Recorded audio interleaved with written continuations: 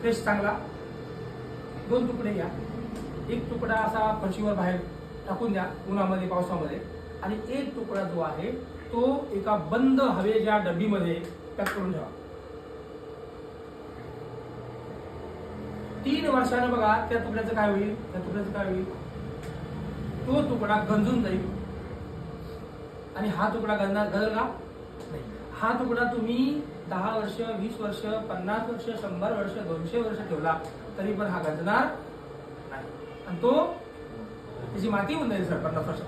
बरोबर आहे ना सर?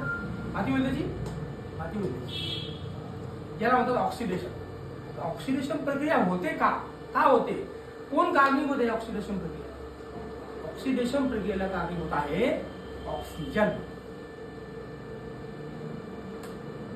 ऑक्सिजनशी संपर्क जर आला कोणाचाही होतो तर ऑक्सिजन त्या गोष्टीला काय करतं, हळूहळू हे दिसतं. याला म्हणतात ऑक्सिडेशन. आणि ही जी ऑक्सिडेशन नावाची प्रक्रिया आहे ही आपल्या शरीरामध्ये सुरू आहे का? कारण आपण काय घेतोय? ऑक्सिजन घेतोय. बरोबर सर? आणि ऑक्सिजन आपल्या शरीरामध्ये कशाच्या रूपातून घेतोय आपण ऑक्सिजन? हवा आणि पाणी. बरोबर सर? मग मला तुम्ही सांगा, हवा आणि पाण्याच्या रूपात आपण ऑक्सिजन घेतोय तर आपल्या शरीरामध्ये पण ऑक्सिडेशन होत असेल, म्हणजे गंजणं नावाची प्रक्रिया. मग आपण मरतो का? जर आपला संबंध ऑक्सिजनशी आणि पाण्याशी नाही आला तर आपण कधीच मरणार. त्या लोकांच्या तुकडा म्हणतो ना आपण, कधीच मरणार नाही आपण.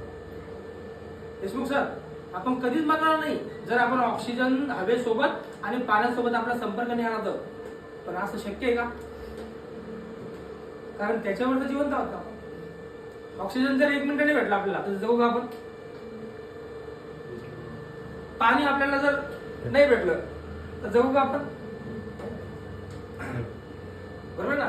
म्हणजे जे आज आपल्याला जगवतंय तेच आपल्याला हळूहळू मारतं.